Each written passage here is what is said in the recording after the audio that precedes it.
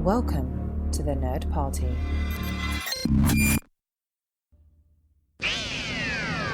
They can travel anywhere in time and space. Off we go into time and space! So all of time and all of space is sitting out there. Welcome to Time and Space, one married couple's adventure through the Doctor Who universe. I'm Jessica Nunn. And I'm Philip Gilfus, her life companion. Since this is our first episode, we thought we would briefly talk about how we came to the Doctor Who franchise, and why we'll be devoting a weekly podcast about it here on the Nerd Party Network. And then we'll get to our review of the Series 10 finale, The Doctor Falls. So, Philip, how did you come to Doctor Who? Well, thank you, Ms. Nunn. Let's see, I'm trying to remember. Well, I know. A friend introduced it to me. I'm trying to remember the exact year, but this would have been, I'm sure if I do the math real quick, but it would have been, I think, David Tennant's first series, was whatever the year that was. A friend introduced it to me, and sort of, I got a little bit of what he was doing, and then sort of did the quick Ninth Doctor catch-up, and then also... And then I started to get a little bit of Torchwood sprinkling as soon as that premiered. So maybe that was David Tennant's second year. I'm trying to remember when Torchwood came out. But anyway, so that was sort of got that all at once. So we started from 10 Doctor, went back to 9. And then as I went through it, and I'm trying to remember when it first hit me, because I don't know, like every person that lives in the world, I kind of knew a little bit about the 4th Doctor with the scarf and the old BBC, though I can't say I've ever watched it necessarily on the old PBS runs, here in America at least.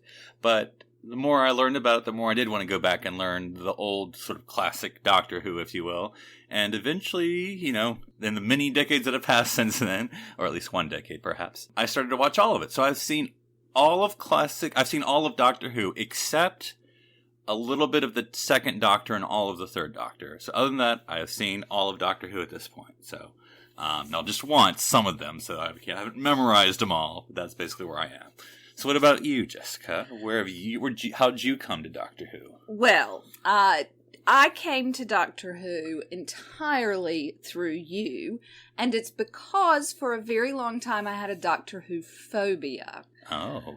When I was growing up, my cousin was a big Doctor Who fan, and he would watch it on the PBS versions, and the theme music and the hallucinogenic wheel things that happened scared me to death as a child.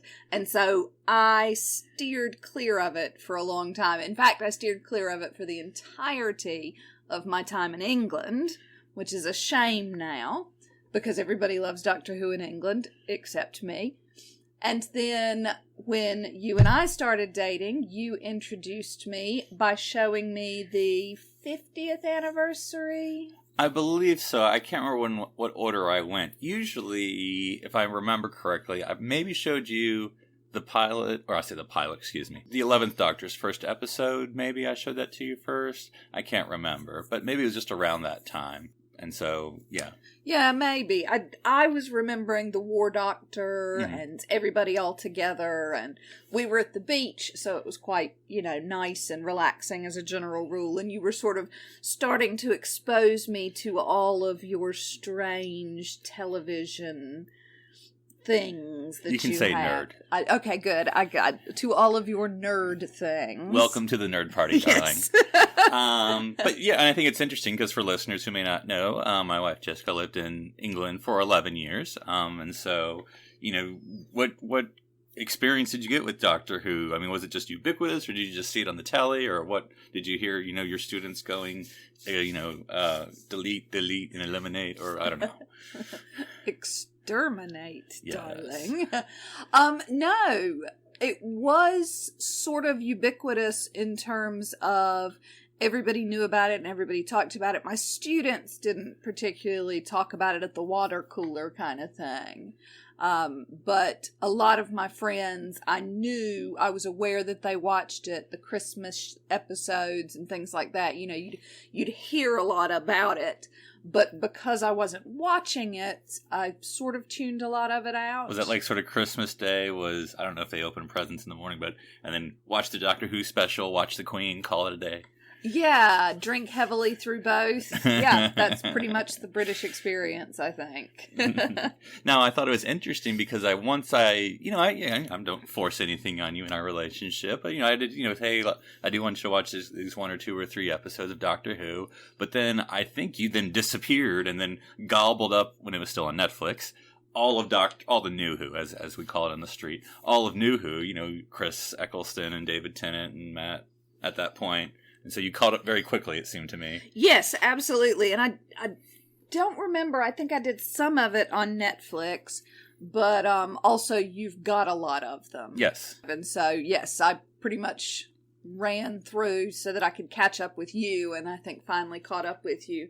After the first season of Capaldi, that's when you stopped watching. Yes. And we picked it back up together. Right. And now it's a marriage activity. Yes, there it is. It's very important to have marriage activity. So through dating and marriage, and we had some experiences, but sort of we've done a lot of Doctor Who things together, not just watching the show. As soon as we caught up, right, we started speaking the same language, at least as far as Whodom goes. But I took you to your first con. My very first Comic-Con, And what did you cosplay as? And I went as the TARDIS. My mother, who is also the costumer for my theater company, made me a TARDIS dress. So that's what I went as. And you went as... Captain Jack Harkness. Yes, I've had that trench coat, because I've been to... I didn't live there, of course, like you did, but I did visit Wales for a week, and London. I didn't live in Wales. I know. Okay, we should make that clear. Well, you're doing this in English, so else we would know we'd have to have the podcast in Welsh. That's true. Yes, and I like vowels. So, but when I was in Wales, I visited all the spots because, of course, all of Doctor Who and Torchwood is all filmed in Wales. But it was sort of cool to see the Millennium Center. I forget that's what it's called. But anyway, the Millennium Tower, I know that's what that's called at least, in Cardiff Bay. I literally saw John Barrowman in concert in Wales, Cardiff. So, that's how Doctor Who I am. So yes. Well, I have my own John Barrowman story when I accidentally stumbled across him filming what I think may have been Torchwood on my way to a rehearsal in a castle grounds. Right. So typical commute. Typical commute, yes. Typical fan encounter kind of thing. Right. So I think it'll be interesting as we go through the franchise, because we're both Americans, of course, but with your more British experience, how you may spot things that I may not always get from this British TV franchise. Yes, and I occasionally know people. For instance, Matt Lucas. I was much more familiar with him than you were. Right. And then, of course, being here in the Nerd Party, of course, I co-host City Alpha 3 and usually talk Star Trek, as well as I talk Star Trek here in our home. And then all the time. But here with Doctor Who, of course, the Nerd Party doesn't have a Doctor Who show. And we have 2 great Star Trek shows, not only City Alpha 3, but, of course, Punch It, where they do writing about Star Trek. And we have multiple Star Wars shows. But it's time to have a Doctor Who show here on the Nerd Party. And so what better way to have a married couple talk about it? There was definitely a niche that needed filling, I think. And then why, Jessica, are you especially excited to talk about Doctor Who in the 21st century, especially in the year 2017/2018? I am especially excited, and one of the reasons for me that I wanted to do this podcast, I'm especially excited about having a woman Doctor Who. The first time I saw that we were getting a woman Doctor Who, I cheered out loud, which was a little strange because we were just coming out of church, if I remember correctly. But yeah, really excited about that. Really excited to see what Jodie does with it. Yeah, it should be a lot of fun. And we quickly tried to watch as much Broadchurch as we could, and then took a shot every time someone from Doctor Who appeared on screen, and I think we're dead by the end of the first episode. Yes, we are now currently alcoholics. So, of course, there's a lot to do when you're talking about Doctor Who, because you have 50 plus years. And I think a lot of times I'll talk to people who maybe aren't into Doctor Who, and they always find that intimidating. Like, well, I'm not going to go back all 50 years and watch everything. But, you don't have to. You can jump in wherever you can. Some people jumped in with 11 Matt Smith. Some people jumped in sort of at the new Who, quote-unquote, beginning with Chris Eccleston and Ninth Doctor. Some people go all the way back. Some people have had it for years. But I think that's the cool thing about Doctor Who. You can jump in wherever you want to, because with every new Doctor, it's an opportunity to start again. So maybe, Jodie and the 13th Doctor will be your first Doctor, and that's fine. You'll catch up. You don't have to appreciate all the callbacks. You can still appreciate it for what it is. Because, you have not seen necessarily all the classics, Jessica. Yeah, I've seen very few of the classic episodes, although I occasionally pick them up in pieces when you're watching them. But one of the fun things about our preparation for this podcast was going back and looking at some of the older ones. Right, and that's one of the things we'll talk about. We're going to talk about episode reviews, though, of course, with British TV schedules, new episodes will be few and far between. With this, I'm sure, a 6-episode run. No, I'm kidding. It'll be at least a 10-episode run is what's being reported for Jodie's first series as the 13th Doctor. But, 10 weeks, what are we going to talk about the other, 42 weeks? And trust me, there's lots to talk about. So we'll be talking about, exploring different Doctors, exploring different companions, exploring how canon weaves its way in and out of the Doctor Who universe. There's a new Shada animation, which is a old it's a Fourth Doctor storyline written by Douglas Adams that was never really completed. They've done an animated version, so we can talk about that. There's Big Finish audio versions of Doctor Who stories where the older actors come back for new stories. I mean, there's always something happening in Doctor Whodom, and whether it's talking about the 50th anniversary or anything else. Like, Jessica, what did we see the other month at the movie theaters that was Doctor Who related? You'll have to help me with this. We did the Mystery Science 3000 thing. Yeah, the riff tracks. Thank you very much. Of the 5 Doctors. Yes, which was very funny. A lot of fun to see in the theater. So I'd never seen that one, and but I found it very funny and a lot of fun. So I'm looking forward to it. And I believe we're going to go see the new Christmas Doctor Who in the movie theater, aren't we? That's right, another Fathom event. They're always good about doing that, because I saw the I can't remember if that was before or during us. Did we see I don't know. But I saw the 50th anniversary in the movie theater, and so that was kind of cool. No, you apparently did that without me. Oh, that was with what's-her-face. I'm kidding. But anyway, one of the things that we'll be talking about is, we may rewrite episodes, we may play Doctor Who games. And, for the listeners, if you have topics you want us to tackle here on Time and Space, please let us know. But one of the things we're always going to try and do every episode is a Into the TARDIS Library section, where we try and take our current topic and go back either into, 1960s, 70s, 80s, or 90s, or some other aspect, and try to tie our current topic to something else from the classic Doctor Who universe. Which I'm very excited about. I'm looking forward to learning more about the old Doctor Who. Because the thing about Doctor Who is you can travel anywhere. That's right. Anywhere in time and space. It's in the name. Let's talk about the Series 10 finale, The Doctor Falls. Philip, what were your first impressions of this episode? Well, I can't do a Scottish accent, so I can't give you my impressions. Do a Scottish accent. No. I mean, this is, of course, Peter Capaldi's last full official episode before the Christmas special. And there's a lot to it, There's sometimes the series finale, or whatever you want to call it, can be dodgy sometimes.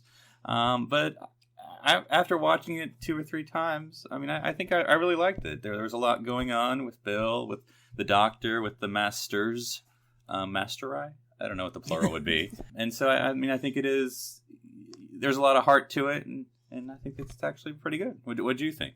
I loved it and cried through the first time I saw it and wanted to cry the second time. But before I think we get into the meat of this episode, I want to go back to your opinion about Peter Capaldi.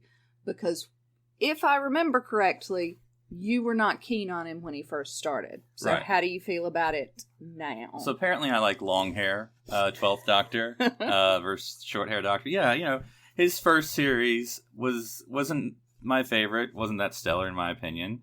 But I think this series, because there's only been 2, I think, he really grew. I think the Zygon episode, I think, tends to be my favorite, or episodes, I should say.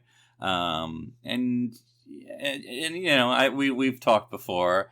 I think we're both more fans of Dr. Bill than Dr. Clara, at least with this incarnation, Peter Capaldi. So, yeah, I think he's sort of redeemed himself a lot. And so it's one of the things I'm really not sad to see him go. I don't mean that as a backhanded compliment, but I think he did his time well. And, you know, something to be proud of.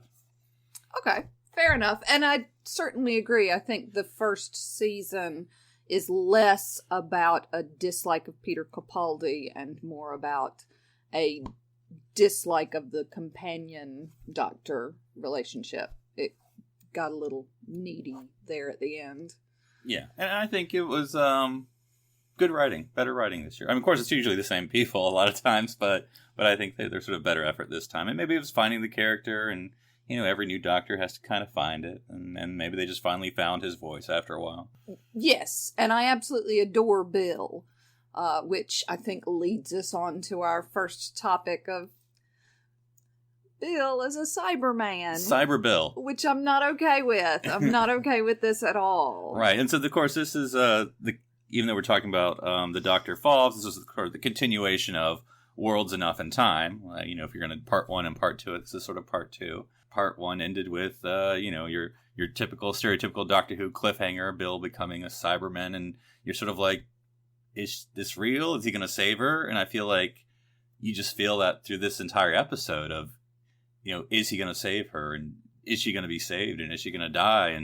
And what's going to happen to Bill? And so what were you thinking? I mean, I know you saw it multiple times, but, you know, what were you thinking the first time? Did you think Bill was going to get uncybered? Definitely.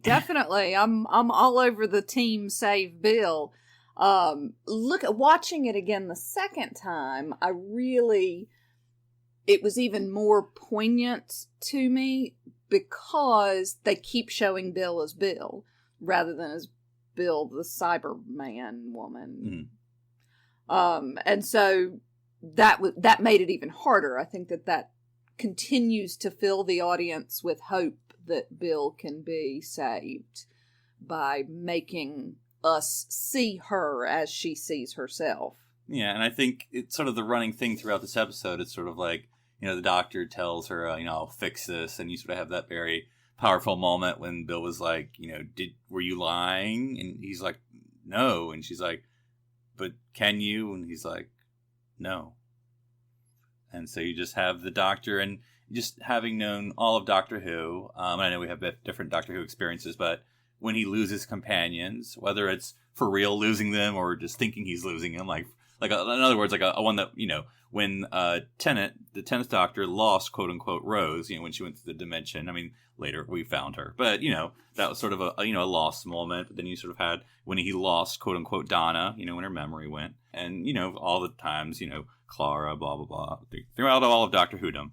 But anyway, this one, I think, even though it's kind of stereotypical, you know, do you kill the companion or do you just let her live her life? You know, we at least ostensibly killed her, quote unquote. You know, obviously we had a sort of miracle ending, which we can talk about that. But, you know, it was sort of as far as like deaths of companions go, I thought this was a powerful one because you sort of had a whole episode of her dying, because she wasn't dead, of course. She was a Cyberman, but... Well, and I think that they've hedged their bets because she's not dead. Mm-hmm. She's Water Girl now. That's right. Water Woman. Puddle Girl. Puddle Woman. That's right. Puddle Woman. She lives in your tears. She lives in my tears. And that's kind of creepy. Which is a little bit creepy, but also gives us space to potentially bring her back, even if it's 30 years from now, like Sarah Jane. So there's hope, and I live in hope of Bill at some point coming back. Well, we know we're going to see her in that Christmas episode. Yes. So yes. I guess maybe someone cries in that one. Of course, and she has her own companion now. Or is she the doctor?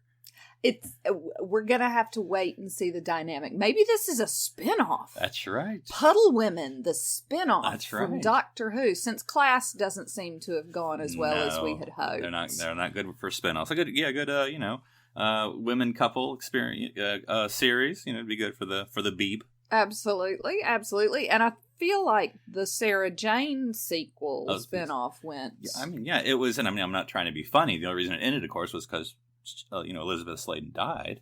Otherwise, the Sarah Jane Chronicles, we probably would have gone on maybe a series or two more because you had, kids and they grow up and maybe you could have gotten new kids or whatever. But yeah, that was, of all the spinoffs, you could argue Torchwood maybe, but I think Sarah Jane was probably, quote unquote, maybe more successful, but I don't have the numbers to back me up. It was certainly longer. Yes. And, but yeah, I think Bill leaving the Doctor, because she was there the whole time, ended up helping him, because it reminds me a lot of times where we have people who've been converted to Cybermen. I'm thinking of, oh goodness, host The Late Show, James Corden, when he was, of course, in Doctor Who with the 11th Doctor, this is the second episode with him, this wasn't that episode, the second one, where he got converted, but then he kind of, because of, being a father, or, he's the father of the baby, and sort of blew off the conversion. So we've always had, and then of course you had the one with the Brigadier General during the beginning of Peter Capaldi's run, with the first Missy plot, when she turned everyone into Cybermen. Oh, right. The death, yes. Heaven and whatever. Yeah. But anyway, we could go through all of Doctor Who. With 50 plus years, it's always hard to go down a rabbit hole. But anyway, I thought it was a very interesting story, especially sort of have the old classic Cyberman version of her and kind of contrast it with the newer versions came along. And what'd you think about what Bill had to go through, this new life or her death, about like the choice of, is my mind going to be changed? And then children are afraid of me. And then if I'm angry, I'm going to blow things up, about showing that experience. Well, I picked out a quote where she's talking to the Doctor about the change that she's feeling, that she's starting to feel in her head. And she says, I don't want to live if I can't be me. And I thought that was such a beautiful moment, not just for her, but also for the Doctor, who is already starting to regenerate. We see him start to glow before she even says that. Spoilers. Hashtag spoilers, yeah. So I liked that a lot. I liked that call. Because not only did we say goodbye to Bill, which of course is the more powerful, and I thought, and I don't know that much about Pearl Mackie, I don't know if you do, but I think she comes from a more comedic background. But anyway, I thought this was a very dramatic, I think she's had a lot of good episodes, because we all love her as a companion, but this was a lot to carry, dying, quote unquote dying, or finding out you're a Cyberman. And she definitely went through the paces, and I thought she did a good job with this. I thought she did a beautiful job of it. The whole thing was just, and harking back to what you were talking about, I liked the fact that she was a quote unquote old school Cyberman. It felt like it was fitting into a canon, which I liked a lot. And they were able to explain it by saying, they're just getting smarter every time. Mm-hmm. To kind of connect the classic look to what we kind of know here in quote unquote New Who. Yes, although I have to say the old Cybermen look a little bit like sock monkeys. Okay, with a flashlight on top of their head. Yeah. Right. Yeah, which may have been, let's look at the original Daleks. Mm-hmm. With the little egg whisker and things like that. So that may have actually been what an original Cyberman was. Mm-hmm. And I also like that, there's a lot of ways when you're doing your final Doctor companion moment.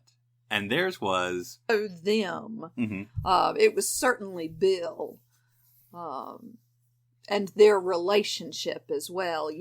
We've had so many companions that have started to feel like a will they, won't they kind of awkward thing. Mm-hmm. And so the fact that this was kept so clean. Well, it helps that not only, is there, of course, the Doctor's, 1,000 million years old. But anyway, there's an age difference. Of course, not that stopped him before, but it also helps that she's not into dudes. Yeah, no, absolutely. But I felt like, this relationship had so much purity to it. I love the comment. I forget even the context. She's like, Doctor, by the way, I'm all about girls and people my own age. He's like, yeah. And she's like, I just wanted you to know that. Yeah. I just wanted to make sure you were. Yeah.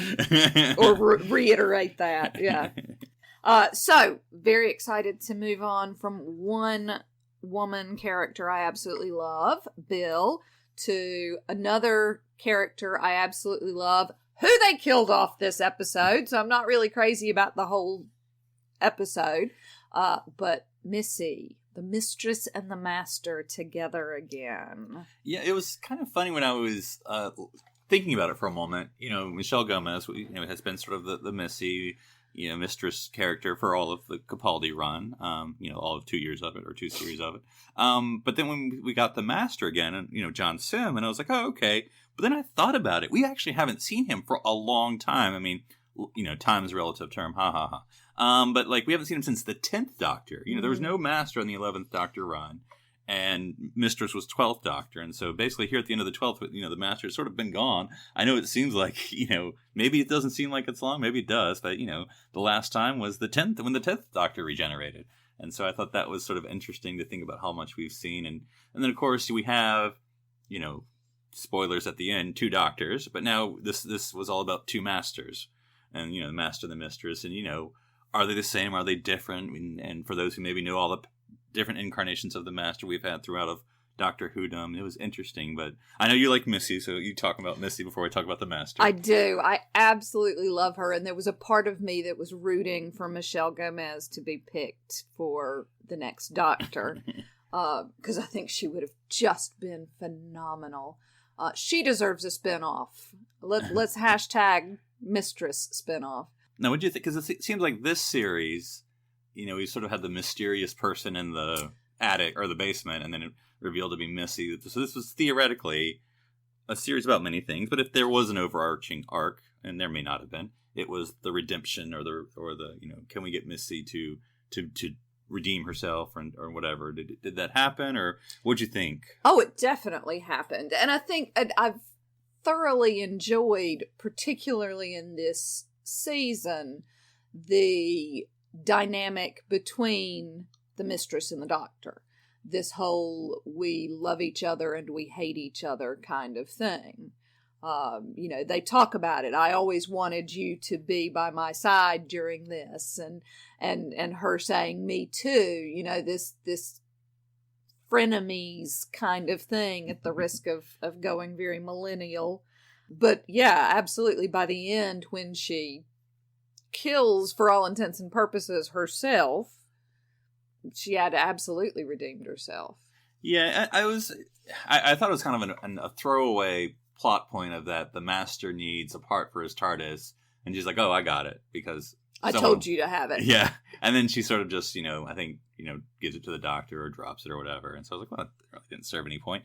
The master, because he was definitely crazy. I know the master's always crazy, but I mean, he's, think about the whole becoming prime minister and having humans from the future come back, and that whole weirdo plot with the 10th Doctor. And then, of course, his sort of whole coming back from the not dead, because when we say you can't regenerate, that's always a lie. You're always going to come back. The master is that ultimate Dracula figure. He will come back from the mist after you've stabbed him 1,000,000 times. But I thought it was interesting. You sort of, because we always have these things about the Doctor. Oh, I remember when you were me, or I was the Doctor. And sort of we had Missy, like, oh, I remember when I was you. That was always the burning the fire and all that. And so it was interesting to sort of see this kind of, for lack of a better word, just evil master versus a conflicted Missy. Because, you never, because she's insane. I guess that's her bowl of whatever. And is she good? Is she bad? Maybe she doesn't know. Maybe she switches every 5 seconds. And so I thought it was interesting to see the interplay between her and the Doctor, her and the Master, and then the 2 Masters against the Doctor. And so it was nice. And yeah, so she died, quote unquote. They killed each other. Very mastery, I suppose. But characters don't tend to stay dead in Doctor Who. That's what I'm counting on. Although I suspect it'll be difficult at this point to justify having Michelle Gomez to come back. Yes. But that's what I'm rooting for. I have sent in my strongly worded letter to the BBC already. That's right. With maybe this series, and I'm a sucker, maybe it comes from my Star Trek, Captain Jean-Luc Picard and The Next Generation. I always love a good speech of a character if it's written well.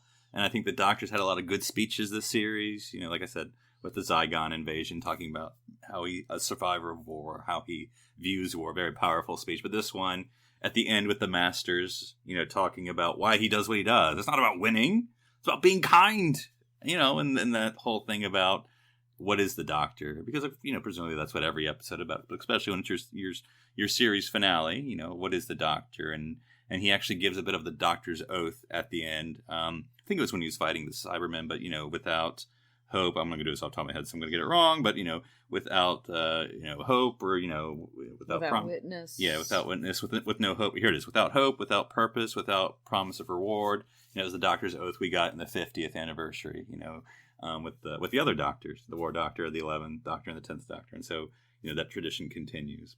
And that's one thing that Peter Capaldi definitely brings to Doctor Who. The dude can give a speech. I mean, some of his speeches over the last couple of years have just absolutely destroyed me. And I think he has the gravitas in a way that, Matt Smith had this lovely earnestness, but not necessarily the gravitas and things like that. Same thing with Tennant. He had this lovely quirkiness, but still not quite the gravitas that Peter Capaldi has. It's just beautiful to watch. Yeah, he's older, obviously, as an actor. So that's not for nothing, obviously. But I think this Doctor's always been a little bit more existential, which actually has not been always my favorite. Who am I? What kind of a man am I? He doesn't quite know who he is, I guess. It doesn't seem like all the time. As opposed to 11 and 10 and 9 seem to know who they were.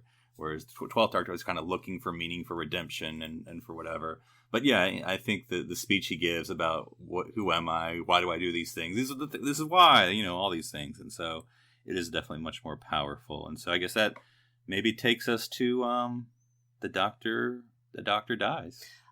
Yes, although I do want to go back and touch on the Master's best line in the entirety of the season, where he says with a sneer, "Is the future going to be all girl?" And the Doctor says, "I hope so." Yes, yes. Lovely moment, lovely moment. So watching this third or fourth time, it was interesting to know, because, having watched it once or twice, because the episode before, World Enough in Time, the teaser is the Doctor outside of the TARDIS regenerating. That's how the whole episode starts, and of course flashes back, and we have to go through all 2 episodes to figure out how we get there. But he actually dies pretty early on in the episode if you watch it. It's actually on the rooftop when the helicopter's coming, and then a Cyberman shoots him, or electric shocks him in a bear hug, electric bear hug, which I think was a great band in the 70s.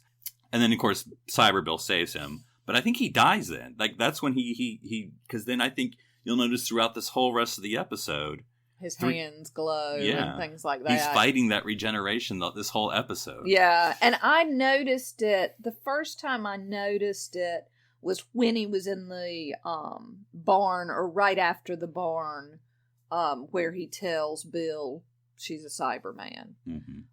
That, again, obviously, but that was the first time I noticed it, and didn't remember that from the first time I watched it. Because he actually sort of gets, quote unquote, killed again. Multiple times throughout this episode, he sort of takes all these cyber attacks, not from Russia, but from, he takes all these cyber attacks, and he keeps on going. It's like, well, maybe that's the one who killed him. And no, he died 20 minutes beforehand, and so, if you go through the whole Doctor Who universe, technically with the regeneration energy, I suppose he can still take it. The final part where it's him alone, sort of being majestic Doctor with his magic wand of the sonic screwdriver, just blowing Cybermen and his jacket, swishing throughout the forest, and then finally pressing the button and blowing up everything. And you have that perfect moment of him lying down in the burnt, and saying, "I thought there'd be stars." And then Water Bill and her companion taking him to the TARDIS, and there he is, sprawled on the floor of the TARDIS. And the regeneration energy sort of touches, heals the wounds, and there we go. But yeah, and so what do you think of sort of the teaser? I don't know if you call it ending a teaser. So he's saying, "I don't want to change." That just really broke my heart. I thought it was interesting because this is sort of somewhat stereotypical if you look at some of the Doctors dying. And it reminded me the most of the 5th Doctor, Peter Davison, or David Tennant's father-in-law, however you want to call him. When he died, you sort of had the swirly heads of all these people saying, "Doctor, Doctor," all his companions, and even the Master at that time. But here with 12th Doctor, you had all these people saying, "Doctor, Doctor." And when I thought about it, I was like, why do we go old school? I mean, it's still New Who, all 21st century. But like with some of these older companions, and then I figured it's not only the Doctor dying, it's Stephen Moffat saying goodbye. And so all those companions were Steve, even though some of them were kind of, because even Rose I know was with Russell, but she was also with Stephen.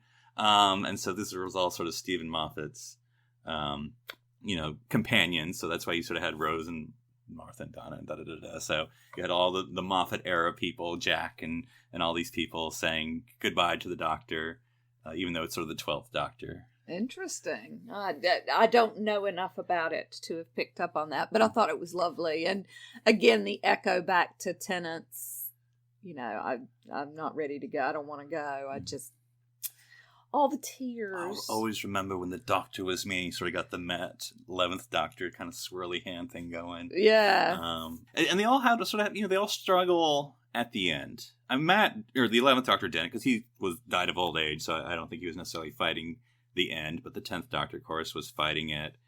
The 9th Doctor really didn't have time. It happened quick. But, all of them, some of them fight it. And so you have the 12th Doctor, he doesn't want to change anymore. He's tired of being other people. Yeah, well, and he says, I can't keep on being someone else, which again echoes back to Bill talking as well, so it makes this circle as he keeps trying to fight it. Yeah, and then we have... no, change, this won't do it all. And we have the first Doctor, and then that's how it ends, and that's how we're going to Christmas. Well, the regeneration of the first Doctor, I guess. Mm-hmm. But yes, I like I said, I really enjoyed this episode. It's really one you can watch a lot of, again, because like, for instance, we say goodbye to Nardole, who's been the other 12th Doctor's companion. Who I don't think has gotten quite as much, I mean, he definitely hasn't gotten as much airtime, obviously, as Bill. But I really enjoyed him in this episode. In other episodes, I've found him a little bit superfluous, but I thought he did a really nice job in this one. And I kind of like the idea of having more than one companion, so it's not just the lady, the quasi-romantic figure. Sort of had the group, and so Nardole, which he surprised me, because he was there for the Christmas special with the River Song. That's where he first appeared. You thought that was going to be a one-off, just a guest spot. And then they sort of stuck with him. Yeah. He rebuilt the android, or whatever he was, and sort of stuck with the Doctor this series. And I thought it was good. He did a good job. Yeah, he was always sort of that expert in the background. Sometimes there, sometimes not. And I like Matt Lucas. Yes. So I do want to comment on the fact that when Number One reappears, and he's like, "Oh no, I'm the Doctor, the original, you might say," and I thought, well, sort of. Yeah. Original. Well, I think it's been interesting because, of course, we saw the 5 Doctors together. Of course, it was the Rift Tracks version. But you sort of seen someone else play the first Doctor, if you remember that. And so, even though it was the original companion, Susan, the woman who played his granddaughter, was still the same actress. And so, I don't know. I always thought he did the job, but, I felt like he wasn't exactly like Bill Hartnell. But we've also seen Adventure in Time and Space, which was the special with David Bradley playing Bill Hartnell playing the first Doctor. Yeah. And so having seen him play Bill Hartnell, quote unquote, now you're going to see him play the quote unquote the actual Doctor role. I don't know. I think it'll be exciting. I think we can talk about it late, in a moment here. But who can the 12th Doctor turn to about when he doesn't want to change than to the very first Doctor who ever changed? And certainly Bill Hartnell didn't want to go because he was more or less sacked. But, that was sort of an interesting sort of meta experience for the Doctor regenerating. So it'll be interesting. Yeah, I can't wait for the Christmas episode. I'm so excited. For all the reasons. All the reasons.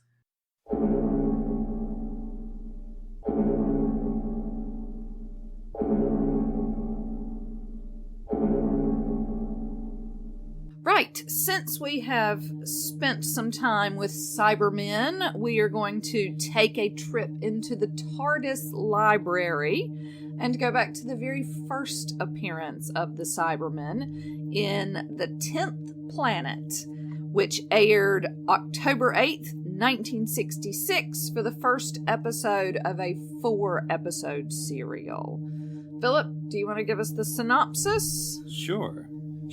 And this synopsis is courtesy of TARDIS.wikia.com. So in the 10th Planet, their synopsis is, many years ago, Earth's twin planet, Mondas, drifted away to the edge of space. Its inhabitants grew weak, so their scientists created spare parts for their bodies. Limbs and organs were slowly replaced by metal and plastic. Emotions were removed. The Cybermen were born. The Doctor's TARDIS lands at the Snowcap Space Tracking Station in Antarctica in December 1986, way in the future. A routine space mission starts going wrong. When the base personnel's suspicions are roused, the Doctor informs them that the space capsule is being affected by the gravitational pull of another planet, a 10th planet in the solar system. The loss of a routine space mission and the appearance of that planet in the sky herald the arrival of the Cybermen, who were intent on the destruction of the Earth and the conversion of all humans into Cybermen. Ben and Polly, the Doctor's companions, fight to save the world, but it is a battle that may be the Doctor's very last. So, it was very interesting to see that the so-called Mondasian, whatever how you describe them, Cybermen, were the Cybermen we saw in The Doctor Falls, the same look to them, and sock monkeys. Yes, the sock monkeys with a flashlight, and that they appeared actually in the first Doctor's last serial right before he regenerated. Coincidence? I think not. Maybe. Ooh, what do you think the tie might be then? I think the tie is that in the 10th planet, and for those who can get their hands on it, just to let you know, the first 3 episodes are still there. The 4th episode is one of those lost episodes of Doctor Who, where the BBC either lost them or just taped over them, because that's what they did back then. Although there were bits and pieces of it that were still part of the filming. Right. So you can either get the animated version, courtesy of the DVD, or you can get the reconstructed version, which is just going to be stills and audios with some video, but not much. But anyway, it's interesting that The Doctor Falls ends, or begins, depending on how you look at that episode, with the 12th Doctor on a snowy planet encountering the First Doctor, where, of course, the 10th planet takes place in Antarctica with the First Doctor about to regenerate. And I thought an interesting part, and won't go through the whole serial, but an interesting part about the 10th planet, not only with the introduction of the Cybermen, who talk like Bill Shatner, except more, computely. More acting involved. But is that the third serial of the 4 episodes, the Doctor actually is sort of falls asleep because he's been having trouble, and maybe having some health issues. And it's actually funny that Bill Hartnell was actually sick and couldn't be in the 3rd episode, so there's a body double playing him. But anyway, so we kind of get throughout the whole serial hints that maybe something's wrong with the Doctor, and then the last serial ends with the Doctor falling down on the TARDIS, barely pressing the button to let his companions into the TARDIS, and then he regenerates for the very first time. And so maybe part of that time wandering in the snow, he encountered his compatriot, the 12th Doctor. Ah, interesting. Okay. I like that idea, I think. I don't know what they're going to do with it. Well, I think if the way this kind of, not only to get the first Cybermen, and which, it's interesting, I've noticed in the 10th planet, and I also did a little research, this is the only time Cybermen have names. If you remember. Yes. Yeah, and so otherwise they're just sort of Cyber Controller, Cyberman 528, member of the Cyber Union. But I don't know, what'd you think of sort of the first Cybermen? They were creepy. That was my biggest takeaway. They were still obviously a little clunky, but that will get sorted out as technology advances. But they were also a little sympathetic. I mean, their planet was dying. And so, they were, for all intents and purposes, they were refugees. Now, they were hostile refugees, don't get me wrong, but you could feel some sympathy for their plight, which I think is the first time I felt sympathetic for a Cyberman, except with Bill. Right. And it seemed that the same thing that they were pushing, that even the first time we meet the Cybermen, they're always like, what are emotions? That's the big thing that separates them from us. Not only that they're technologically, improved, quote unquote, but they don't have any emotions. And of course, that was sort of the big thing with Bill. The Doctor was like, a Cyberman who cries, Although, doesn't Danny become a Cyberman? Yes. And he had emotions, too. Again, that's another example of sort of people fighting conversion. Yeah. So So this is just the go-to. We need to get rid of people. Let's turn them into somebody cyber. Exactly. Okay. All right. That's right. I wonder why the water woman didn't come take her away. Take Dan. Danny away. Well, maybe he wasn't into guys. She wasn't into guys. Oh, maybe. Yeah. That seems like not a good reason. No. Well, love can be cruel. Look at our marriage. Look at our marriage, indeed. Well, on that note, I think we've covered everything we have for this episode. What would you like to talk about next episode? Well, since it's forefront in our minds at the moment, I think maybe next episode we should look at Doctor Regenerations. Let's go back and see David Tennant crying, "I don't want to go." Or the very hastily part of the Sixth Doctor's regeneration when it's actually the Seventh Doctor in a wig. It's all very fun. I can't wait for that. Yeah. Well, until next time, Jessica, you're my favorite person to journey in all of time and space. Aw, that's so cute. And hopefully neither of us will be turned into Cybermen between now and the next episode.